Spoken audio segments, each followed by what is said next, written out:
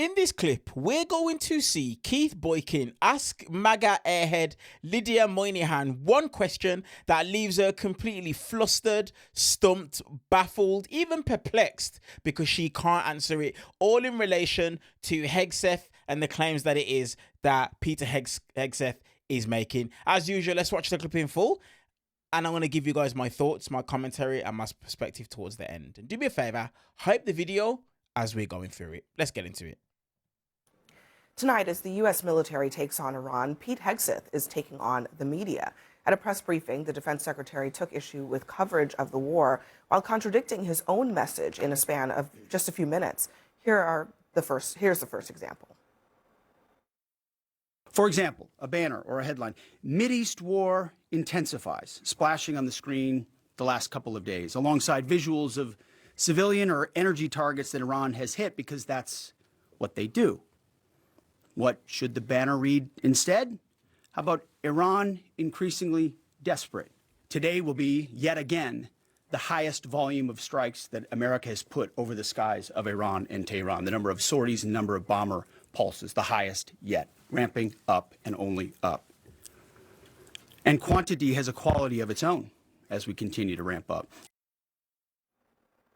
Next, Hegseth took issue with how the scope of the war is being presented. Another example of a fake headline that I saw yesterday, war widening. Here's a real headline for you for an actual patriotic press. How about Iran shrinking, going underground? The only thing that is widening is our advantage.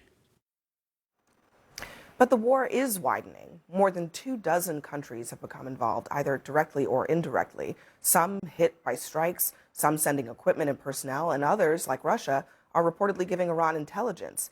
And then there is the situation in the Strait of Hormuz. At least 14 ships have been attacked in the Strait or in the Persian Gulf since the start of this war. And as we mentioned in the last block, the president is announcing that Navy ships will soon enter the waterway. But according to Pete Hegseth, there's nothing to be concerned about. And as the world is seeing, they are exercising sheer desperation in the Straits of Hormuz. Something we're dealing with, we have been dealing with it, and don't need to worry about it. The only thing prohibiting transit in the Straits right now is Iran shooting at shipping. It is open for transit should Iran not do that. The Strait of Hormuz is something we've paid attention to from the beginning, and the American people can rest assured we will ensure that our interests are advanced, no doubt. Open for transit, except for the missiles that are headed toward these shipping vessels. I thought it was also very telling that he made it very clear they would like to write the headlines. They would like the press to be more patriotic. They would like the media to basically parrot what they say. In what democracy are we living in? I think that's an excellent point because I can't remember the exact words, he said patriotic press? Patriotic press. Yeah. Since when does the Secretary of Defense get to lecture journalists about their level of patriotism when they're covering a war? We went through this with the Pentagon Papers in the Vietnam War. We went through this in past controversies and crises where our government didn't tell us the truth about what was happening. The purpose of the media is to ask questions. It's not to serve as puppets for the official line of the administration. And the idea that the government leaders are actually trying to tell journalists how to do their jobs, it should offend not only people who are in the journalism business, but should offend all Americans who want the truth about what's going on. Yeah, I've been doing this for about 20 years. Every administration tries to tell me how to do my job. Every single Pentagon has been like, you're not patriotic. You're printing something that's going to, result in bad harm for America. So they all do that. The thing about Hegseth is he's just so shameless about it. I mean, the strait is open except for the Iranian missiles. That's like saying the pool's open. It's fine. The water is warm. There's a shark in there, but don't worry about that. Just jump on in. I mean, it's Orwellian. It's gaslighting, and it's embarrassing. I mean, that's the Secretary of Defense speaking not just to Americans, but to the whole world. Everyone in the world's got to watch that and be like, oh my God, these guys don't really have anything better to say.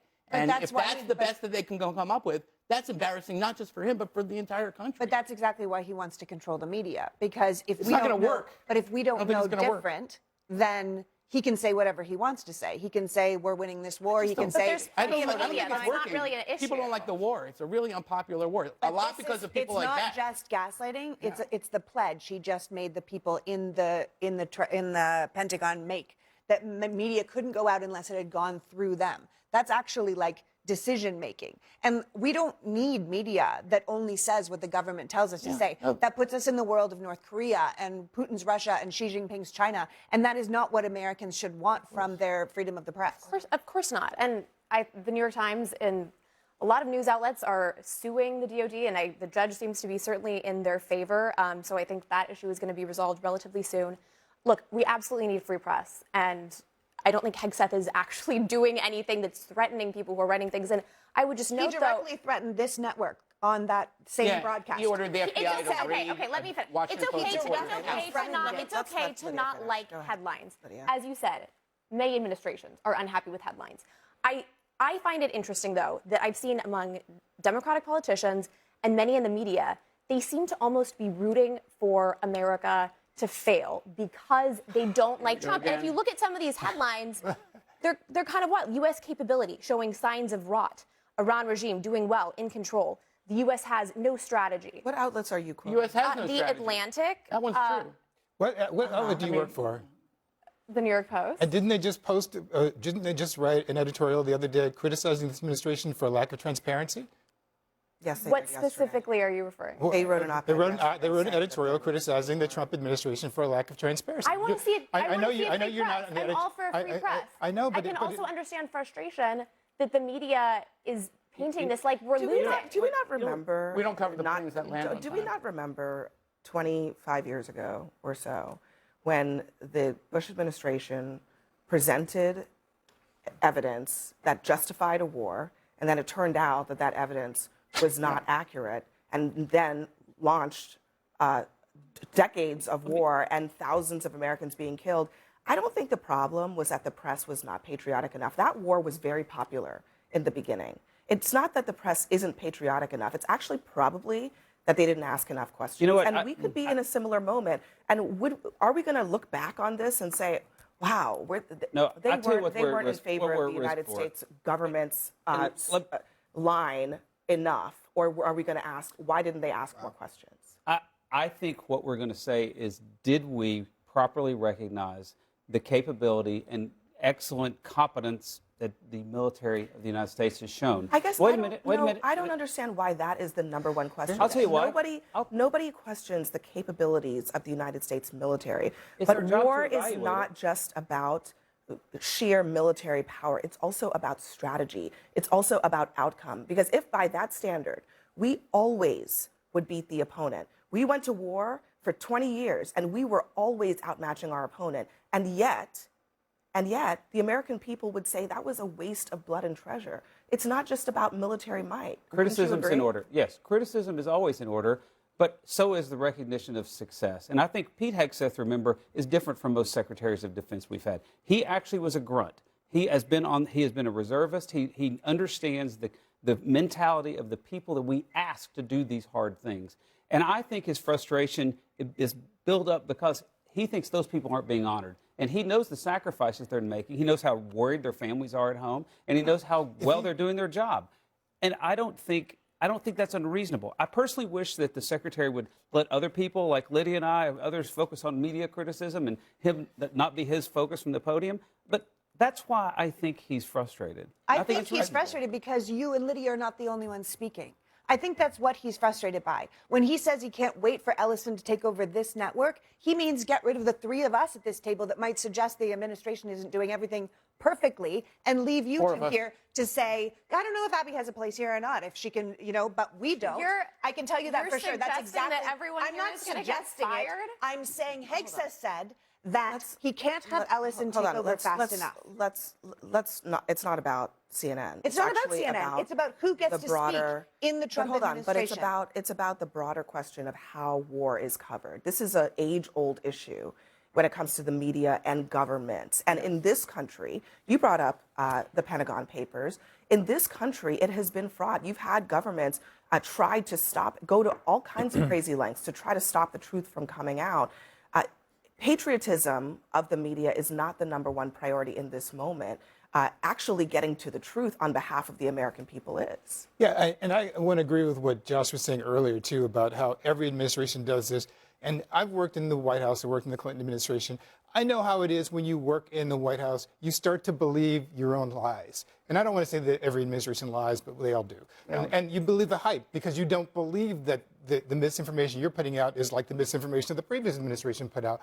But somebody has a duty to question the things that those of us who are in the White House or in the government are saying. Yeah, more charitably, even more charitably than that, I mean, you could also argue it's not even, I don't think people are going into this thinking that they're lying, but sometimes there is a blindness to other perspectives. Sure. And that's where outsiders come in. That happens in the newsroom too, though. It's a blindness to other perspectives in the newsroom as well. We don't often admit that enough. That's true. We have confirmation bias in newsrooms. That's for sure. But we have a president who doesn't like to hear anything that he doesn't like to hear. And that is the culture of this administration, much more than the first I got to tell you something, Josh. I've worked with politicians for 30 years. That's the way they all are. Yeah. And when I was in journalism before, that's the way editors and publishers are. People who have authority don't necessarily But that's why we have the First Amendment, right? That's why we have the First Amendment. I'm pretty sure that the judge who's deciding in that New York Times versus DOD case is very much in favor of the free press, and I think we're going to see it completely reinstated the way it was. You know, the Washington Post decided, not me, my colleagues decided to leave the Pentagon because they didn't want to adhere to those. And they're going to be back. And they've done great reporting. It didn't stop them one bit. They broke the most stories about this Pentagon than anyone else. So Pete Hegseth trying to control the narrative just won't work. It doesn't work. It never works. Sometimes it backfires. It's not going to work, and it does in fact backfire. All right, next for us, Trump says that honestly, for me, when I think about the fact that Pete Hegseth and this administration are trying to control the media and the narrative and control what is spoken, I literally just think back to when J.D. Vance had the audacity to come over here to Europe and try and lecture us on free speech. Honestly, that speech is, when you look back on it now, is one of the most embarrassing speeches of all time, simply because this administration have been the absolute complete worst when it comes to the ability to prevent people from free speech. Donald Trump has literally held up mergers so that his friends, his people that he works with or that he knows, can purchase media outlets so that they can do his bidding. Donald Trump has done that. That's not happening over here in Europe. It's not happening over here in Europe at all. You hear and you see all the people on the right spreading lies and spreading misinformation. But that's what it is. It's lies and it's misinformation. But this administration want the media to print and speak about what it is that they want spoken about. But it's absolutely embarrassing. It's embarrassing because that's not the job of the media. But it shouldn't shock us in any way, shape or form. This administration, this is what they're about. And everybody knows this is what Donald Trump has wanted for ages. He has wanted to be known as a king. That's what he's wanted to do the entire time. And that's the reason as to why he acts the way that it is that he acts. And his administration acts the way that it is that they act. And that's why Pete Hegseth is trying to dictate what it is that the media says in regards to the war on Iran. Let me know your guys' thoughts on this clip down in the comment section below. And as I said, if you appreciate this video, hype the video up, leave me a comment down below, give the video a thumbs up and hit subscribe if you want to see clips like these, as well as my perspective, my thoughts and my commentary as well. Appreciate you guys. I'll see you guys in the next clip.